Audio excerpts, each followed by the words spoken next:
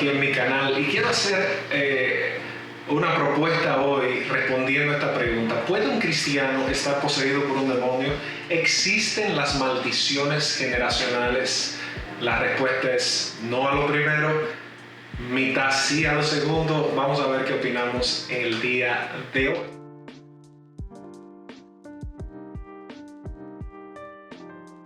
Cuando vamos a Efesios capítulo 6, nos habla un poco acerca de lo que parece una guerra espiritual, que es ineludible en el contexto bíblico. Sabemos claramente que hay fuerzas metafísicas que operan en contra de la obra de Dios. Algunos son dualistas y otros no. ¿Por qué yo trato este tema hoy? Fíjense que sobre todo si hacemos un decurso histórico y nos vamos un poquito a lo que es el año 1904 con el avivamiento de la calle Azusa, luego en 1916 con la formación puntual y formal de las asambleas de Dios y bueno, todos los movimientos, ese eclecticismo que se dio, que es el surgimiento del pentecostalismo. Ojo con esto, eclecticismo, sincretismo, ahí había de todo. Por favor, no me malinterpreten, no es una crítica al pentecostalismo, para nada, tiene que ver mucho con el sincretismo que se produjo fruto del pesado siglo XIX y XVIII que venía viviendo la iglesia en materia de una escuela fría o de una escolástica fría. Eso produce que la gente comience a estar en grupos, en asociaciones, en que el bautista se iba aquí, que el reformado se iba aquí, que el pentecostal iba, y eso creó un grupo de personas híbridas como un centauro. Bueno, siglo XX se presta entonces para muchas cosas. Dentro de las buenas, el crecimiento misionero, como el centro de gravedad se va moviendo de Europa, se mueve a Asia, se mueve a África, se mueve a Latinoamérica. Vemos el despertar, vemos el uso de los medios de comunicación. La señora Amy Sample McPherson, fundadora de la Iglesia Cuadrangular, que tiene la primera emisora. Vemos las incursiones previas de un hombre como Moody. Bueno, tiene muchas luces en materia de crecimiento el siglo XX. Sin embargo, una de las grandes sombras, y Grudem habla un poco al respecto de las olas que vamos viendo del pentecostalismo, uno de las sombras, y por favor no se me enfoquen en una denominación, pero una de las sombras que se va dando es este movimiento entonces hiperapostólico, centrado o antropocéntrico, centrado en el hombre, que lo vamos viendo coincidentemente con el movimiento de la comuna hippie, con la revolución sexual, y tú ves entonces esos grandes hombres de campañas, que eran las cruzadas, las campañas, actividades donde se reunía mucha gente y pasaban sanidades. No quiero cuestionarlas, quiero decir que no todo eran sanidades, y había una masificación y había una histeria y una electricidad, y eso se fue haciendo popular en el siglo XX. Antes de eso, las iglesias, por ejemplo, Spurgeon tenía una iglesia que congregaba cerca de, dicen que llegó a masificar cerca de 10,000 personas. Yo no sé, pero denle un descuento, donde quiera que usted meta 1,000, 2,000, 3,000 personas es mucha gente. El tema es que en los estadios ahí vemos hombres como Benny Hinn, como Jimmy Swaggart, como Morris Cerullo, que murió recientemente, como Reinhard Bonnke en el África, y como Pat Robertson de Club 700 y todas estas cosas. Con esto vino entonces esto. Ver en estas actividades, en los cultos, en las iglesias, la gente cayendo eléctrica como poseída por un demonio. Y entonces a la gente se le decía y se le dice que ese problema que tú tienes, lo tienes porque tienes un demonio. Y entonces tú necesitas liberación, porque si tú tienes un problema demoníaco, tú necesitas ser libertado. Ahí es donde entonces entra el tema. En Éxodo, en el Decálogo, dice que Dios va a perseguir, ¿verdad?, la maldición a la primera, a la tercera y a la cuarta generación. Y de ahí muchos teóricos, algunos latinoamericanos, otro apellido Eckhart, crearon conceptos y doctrinas de guerra espiritual. Ojo, yo conozco y nací en ese contexto, y quiero decir que probablemente no todo es una mentira. No. Debemos decir que hay una guerra espiritual porque el Nuevo Testamento es claro y evidente. Pero, ¿qué pasa hoy en día? Que se mezcla con una serie de ficciones donde nosotros vamos a los lugares, como es un evangelio muy centrado en el poder que tiene el hombre, andamos tumbando gente, ese demonio de pobreza, demonio de chisme, demonio de mentira, etcétera, etcétera, etcétera. Entonces la gente crea una codependencia. Eso es como una droga, que tú vas a un sitio, te sacan algo, vuelve y se te mete y vuelve y se te saca. La pregunta es si es eso bíblico. La respuesta es no. Pensemos en todas las veces que Jesús estaba en un lugar, los demonios huían. A la presencia de Jesús los demonios huían. Un principio lógico, un principio de leyes físicas. Si usted prende una luz, las tinieblas se disipan. Jesús dijo, yo soy la luz del mundo. Yo soy la luz del mundo. Jesús dijo,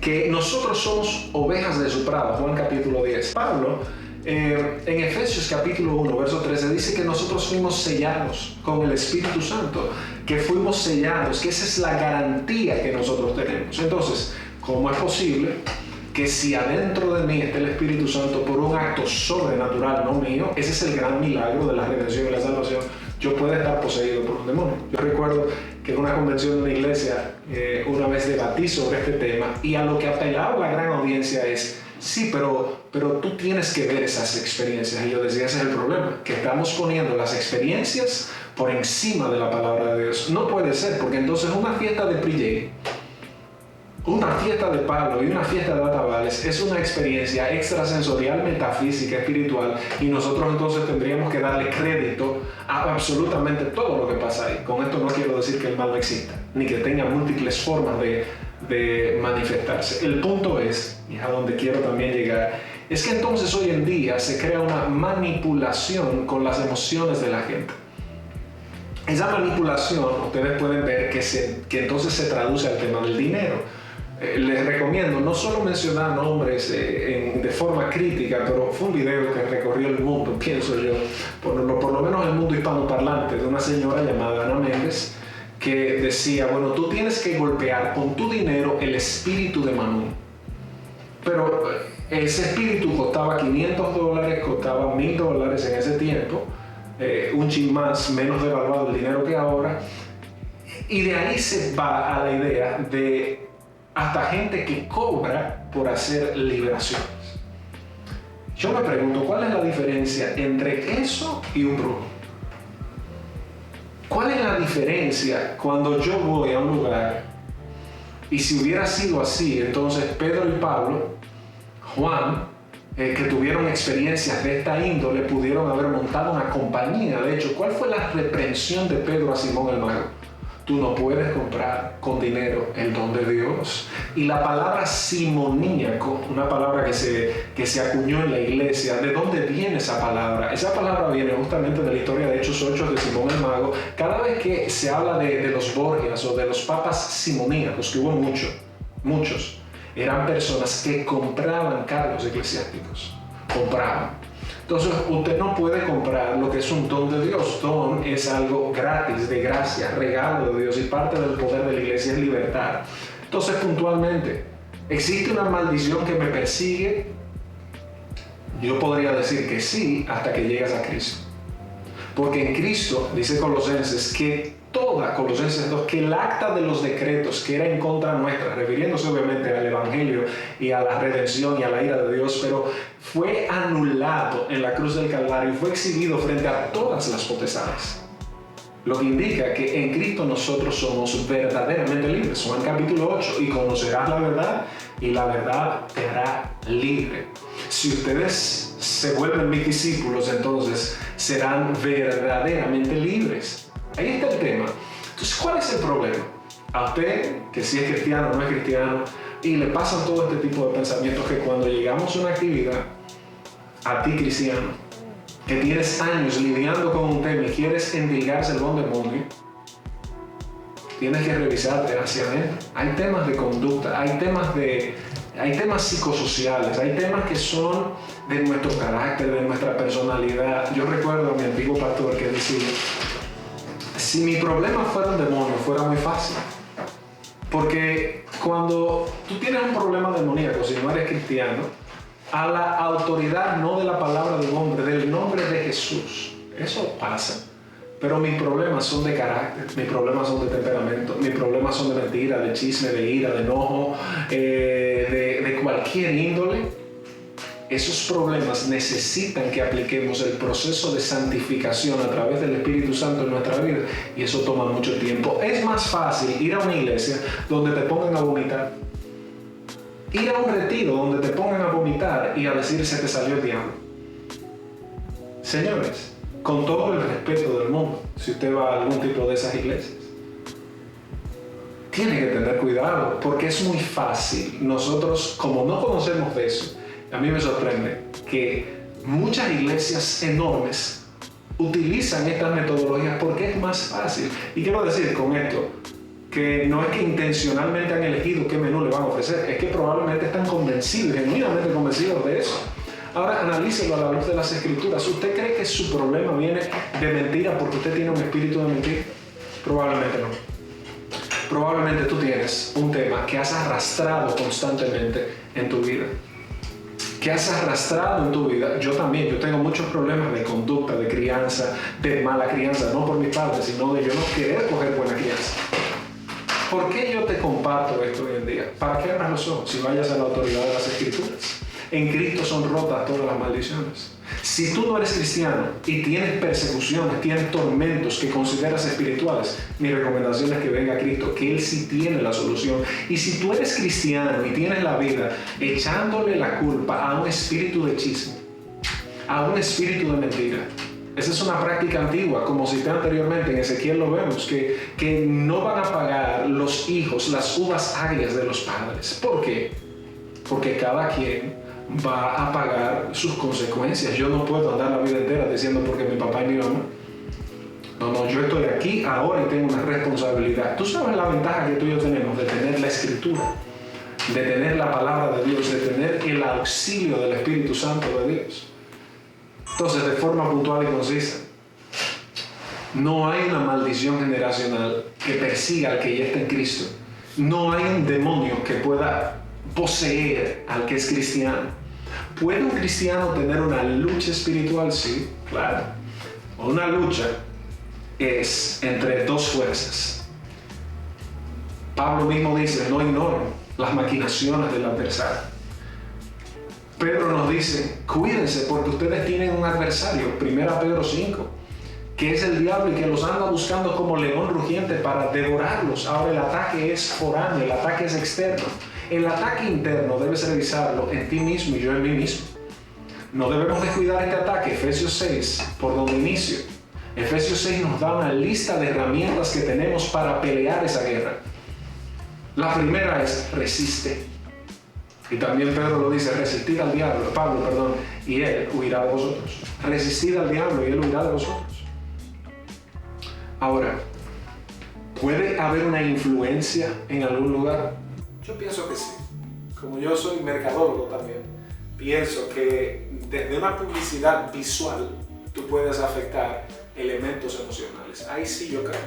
Yo creo que tú puedes ser atacado en lo interno desde afuera. No voy a olvidar una anécdota que recuerdo siempre. Yo estaba mucho más joven, estaba yo daba demasiado carpeta en la iglesia, quien era mi pastor de jóvenes, y yo tenía que tener 16 años, imagínense, o sea, yo estaba dando carpeta, esa es la palabra, póngale nombre a esa carpeta. Y un día, en el culto de jóvenes, llegan como 25 jóvenes invitados, y uno me pasa por al lado, y yo, qué mente de evangelio, de conciliación, yo dije, ¿qué esta gente viene a buscar para acá? Y un tipo me golpea, y a mí me habían dado un golpe en un ojo, o sea, un golpe no, un pecozón en un ojo, y el tipo me mira y se me ríe, y me dice, loco, por ti te dijeron, pero yo no conozco, yo no sé, primera vez en la vida que yo veo a ese muchacho, y él se burla de mí enfrente, en la adoración, cantando, levanto mis manos al cielo, y yo, pero este hijo del diablo, le dije, ven, vamos allá atrás. Bueno, se acaba el culto, esos muchachos dicen, no, volvemos a esta iglesia, aquí están llenos del diablo, son demoníacos. Después ese joven y yo nos hicimos muy buenos amigos, muy mejores amigos. Pero ese día me llevan atrás a un cuartico, el pastor de jóvenes, y me pregunta, ¿cómo te llamas?